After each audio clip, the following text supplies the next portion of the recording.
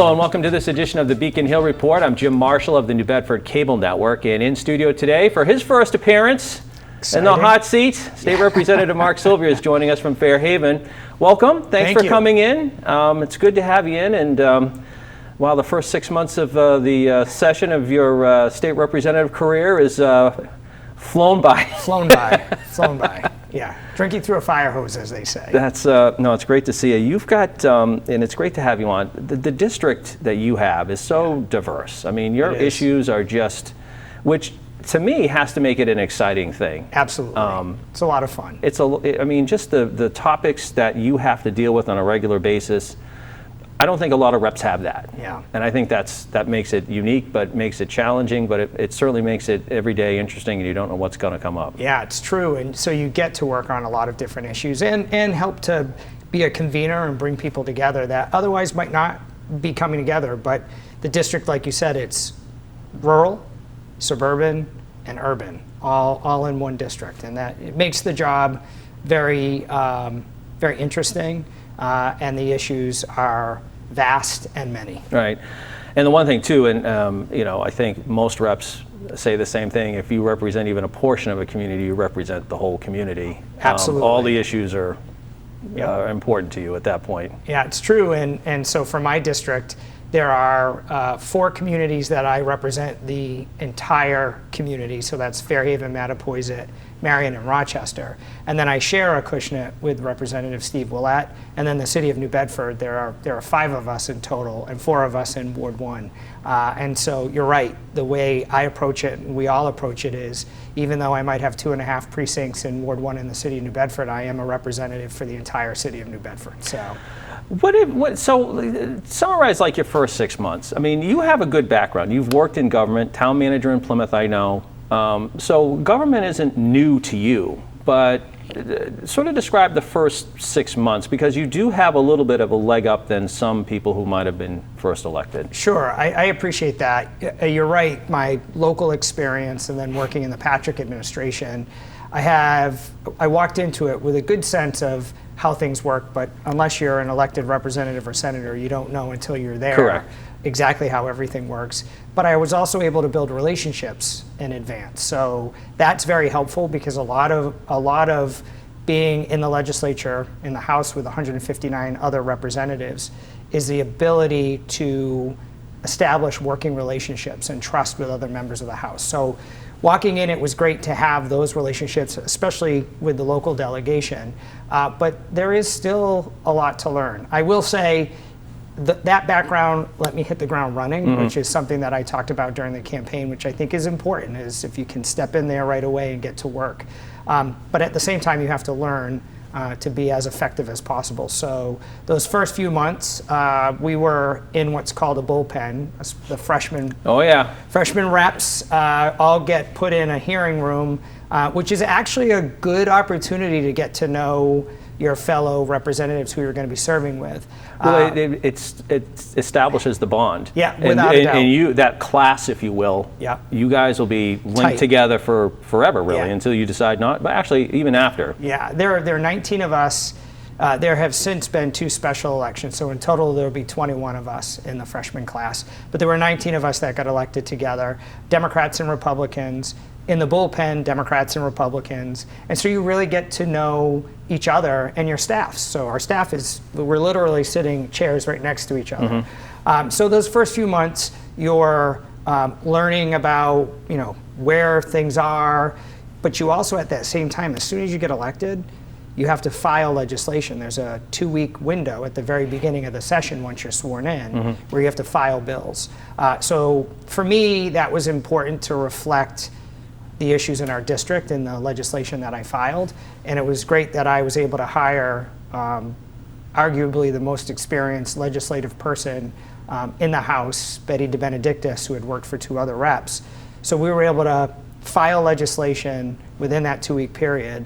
And then you move into, what committee assignments would you like to have? So you share your priorities of committee assignments that you would like to have.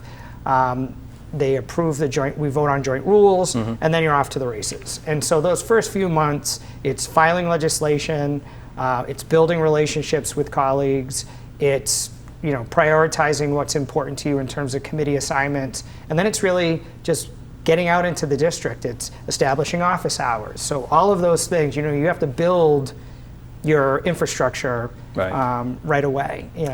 Is it working in the Patrick administration, town manager? That's on the administrative side.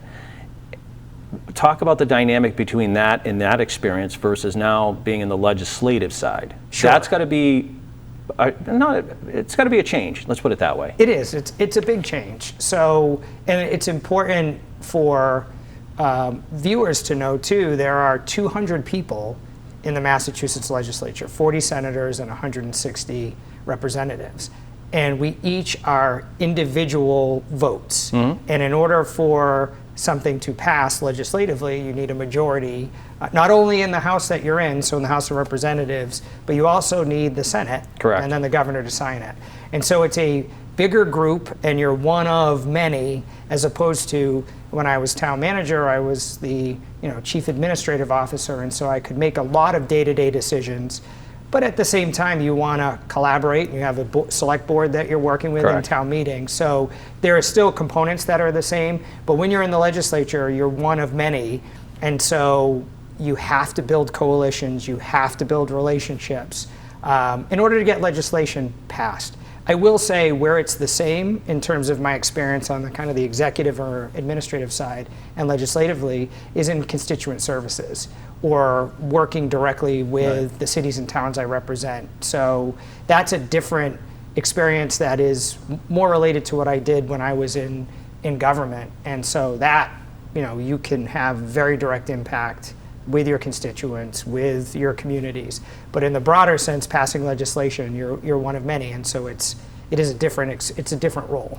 Well, one thing too is that I know that the delegation has always been tight in Greater New Bedford. They have always worked together, and it's funny because talking to them, I don't want to say it in a bad way, but you're working against other delegations too.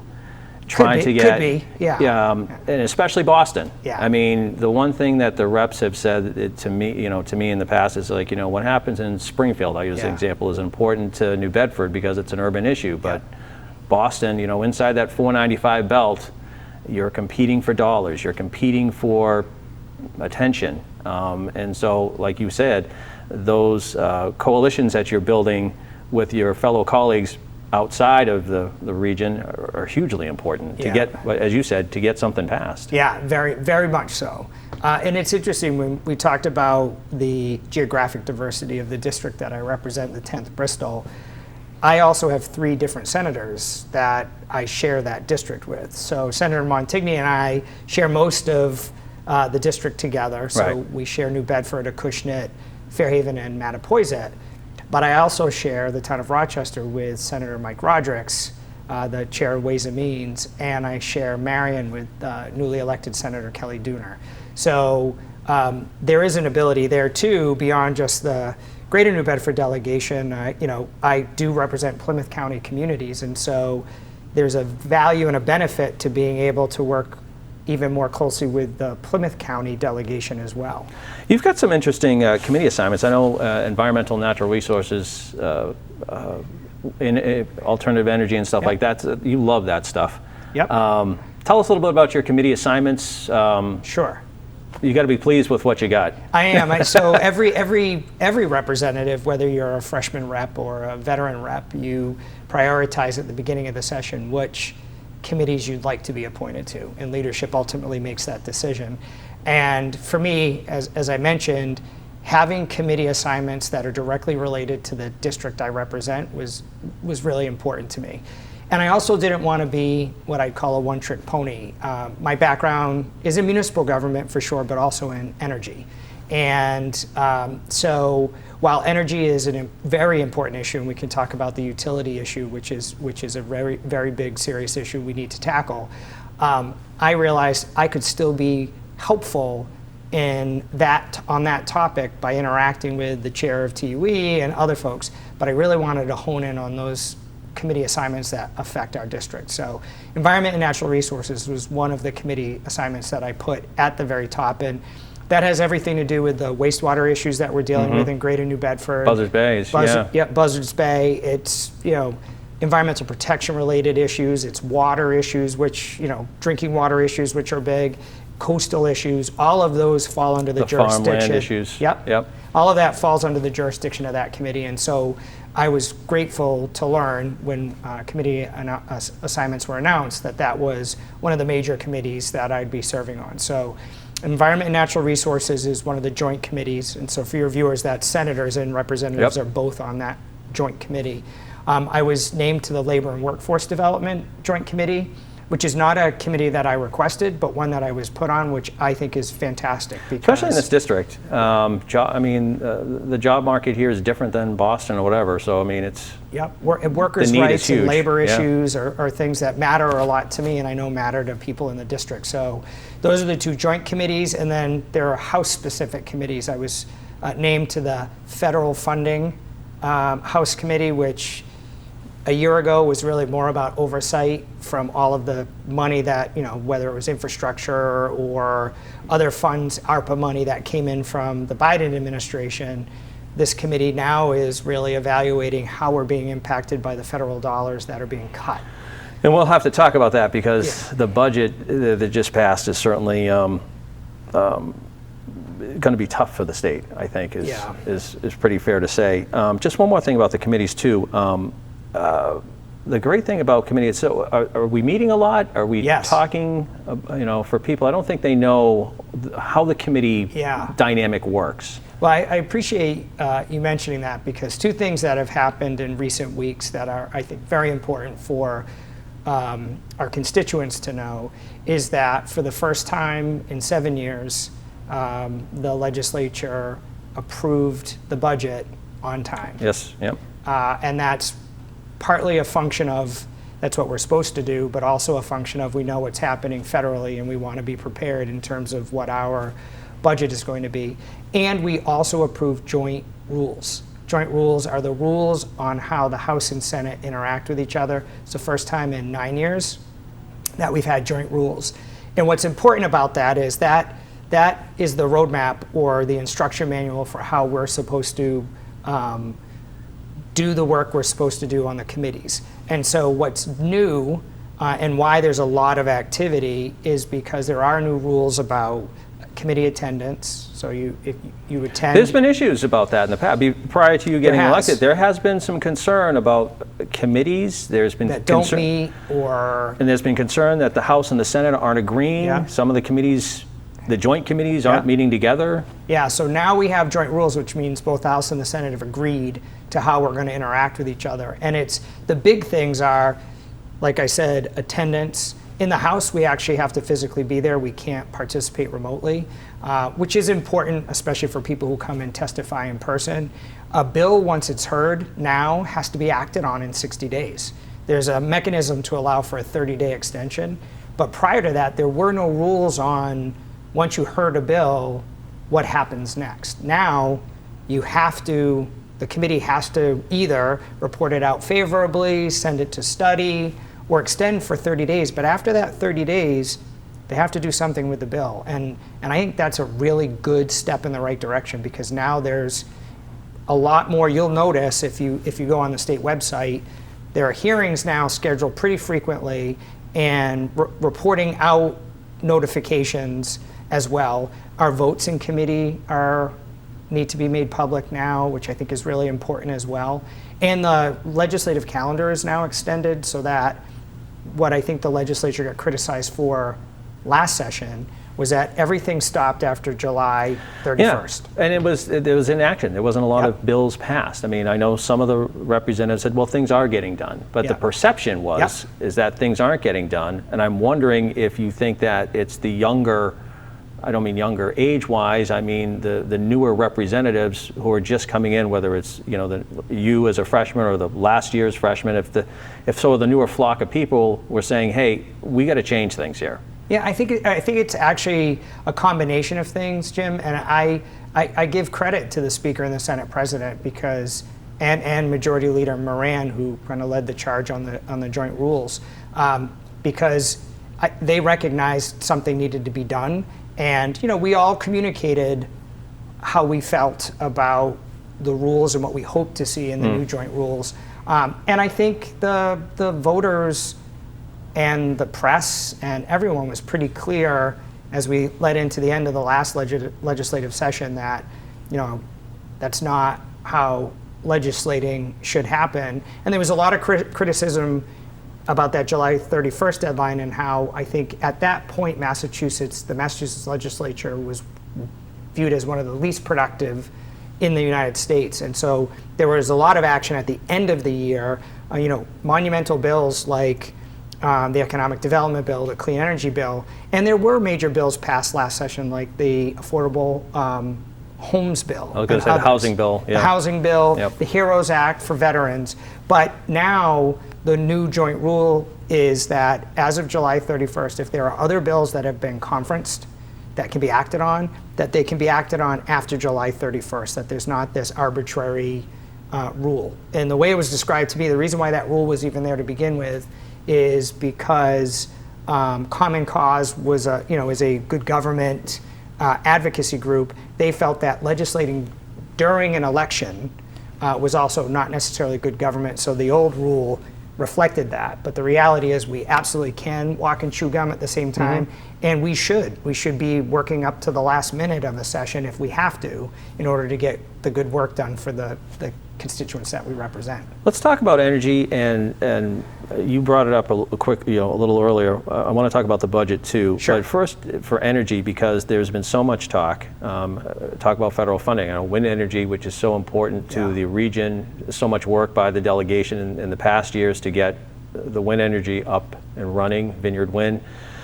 But I know, over this past winter, you had NSTAR habit. Eversource. Eversource, that's true. Yeah, you're not wrong. Eversource, very much criticized for what's going on. But it seems like those issues, they're tied together. But it still seems that the average person is not getting help from these companies. Yeah. So there's a lot there, and let me boil it down to the most basic, and let's start with utility costs and ratepayers' utility bills. And the shock that people felt in January and February and March it's actually, I guess I'll be bold enough to say it's unacceptable, right? There were a lot of people who had to make some basic choices between groceries and paying their utility bill, and we should never be in that type of circumstance. And there's a lot of reasons why. It's some of the charges that are on the bill and whether they're related to gas infrastructure or mass save, or it was a really cold winter. That's all true, but there needs to be a mechanism to provide relief to ratepayers when we have those big spikes that then don't get collected in the summer. In other words, give people relief and then don't expect them to pay it back over time, because that just creates more of the same problem and people are still impacted financially. And the question is how much can the legislature really do? I know not you specifically, but you get blamed. Like, why can't the legislature do anything? The legislature really doesn't have any control over it.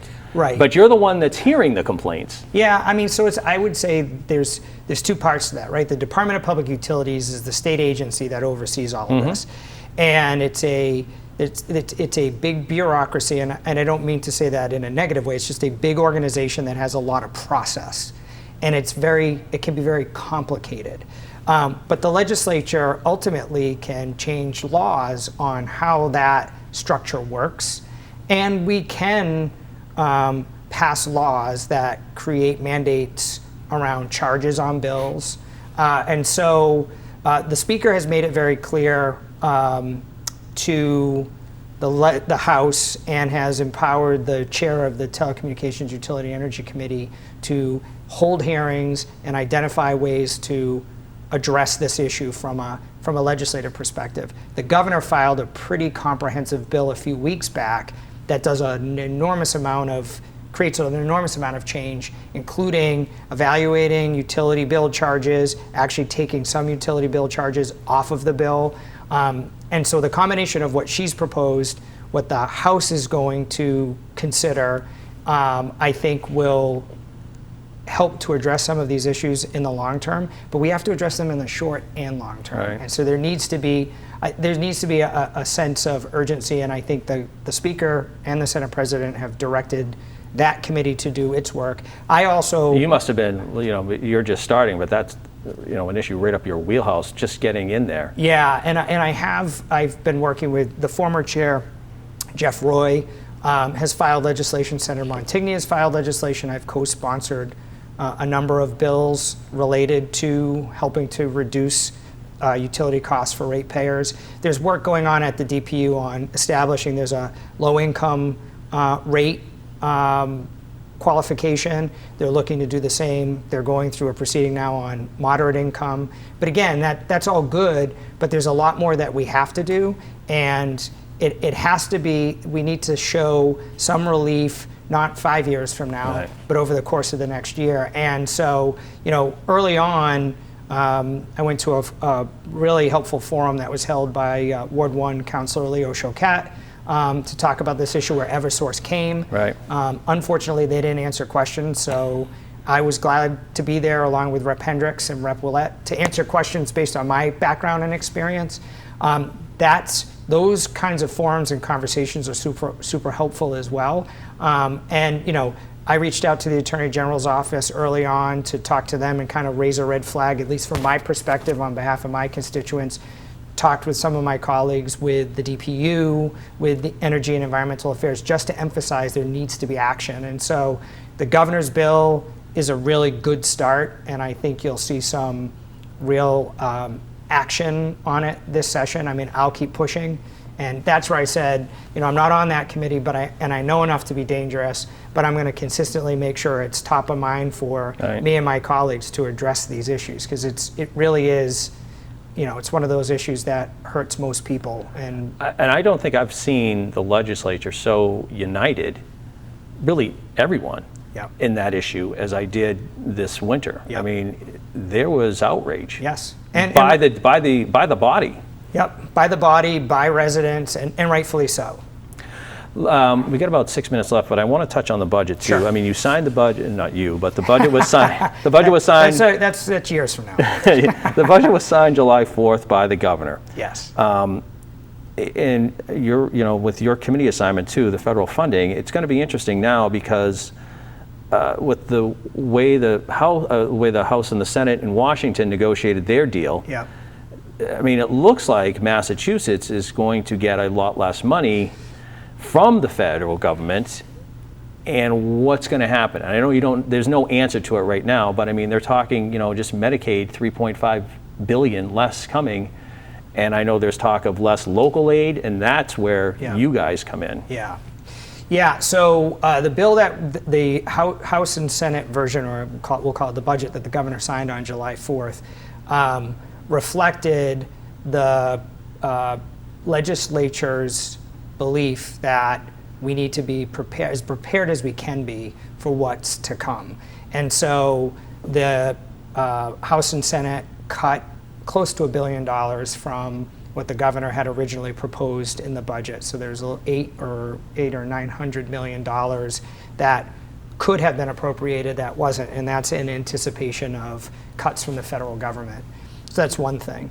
I'm also very glad that the House and Senate very early on indicated, and it's reflected in the budget, again, that was signed by the governor, that we did not want to see any new taxes in this budget either. So it was the candy tax or the prescription drug charge. So none of that was included in the overall budget either. And the governor also cut an additional $125 or $130 million from the final budget. So it's a $61 billion budget. The Commonwealth has close to $9 billion in a rainy day fund, also as a mechanism or a tool to help weather this storm. We'll do everything that we can, but it's really going to depend on how severe those cuts are to Massachusetts, and probably the biggest cuts will be in Medicaid. And so, we're ready to respond as we know very specifically what the impacts are going to be. We're very lucky to have Mike Roderick as the Senate Chair of Ways and Means and Aaron Michaelwitz in the House. So it's going to be a, all on deck focused legislative response as we know more about what's It's almost like the budget now, even though you passed it, is sort of a moving budget. It's not real. Yeah, I mean, because you're going to be adjusting as the year goes on. Yeah, I mean, it's real in the sense that, we have a budget, we've funded state agencies, we're providing state aid to cities and towns. We could spend a whole show on how I actually think we should be sending more money to cities and towns in Chapter 70 and unrestricted government aid. Tony Cabral actually filed a bill that I'm co-sponsoring to form a commission to look at ways to... I know the mayor has talked about that. Yep, mayor. And it's and the mayor's talked about it. The towns that I represent have all talked about it. In some ways from different perspectives, but all with the same conclusion that it's not as equitable as it should be for communities. And I agree, having been a town manager, that we need to do more and better in how we provide aid to cities and towns, especially as everyone's hit that 2.5 ceiling, and most communities aren't passing 2.5 overrides. And the schools, especially in southeastern Mass and Greater New Bedford, rely so much on that. The local aid is so important to these towns. Your district is, unbelievably. Especially the towns I represent and the city. So the budget is a real budget. There is close to $1 billion that we didn't spend in anticipation of what is going to be coming down the pipe. And we've got a rainy day fund that, again, we don't want to, those are for catastrophic circumstances, but we may be dealing with some pretty significant challenges. So more to come there. Got a minute and a half. I just want you to touch on, like, in 30 seconds. What are you looking at to do in the next 6 months or so until you come in again? What are some of the priorities you want to tackle? Just topic-wise. Yeah. So there's some legislation that I've filed that I'm working through in the hopes of getting them reported favorably out of committee. A lot focused around either cost of living issues or supporting the city and towns that I represent. I'm also getting even more dug in the communities, meeting with more people to talk about the issues that matter most to them. Water and wastewater issues. The wastewater issue is a pretty big issue for the Greater New Bedford area, and so my hope is that legislation that was filed is moved on.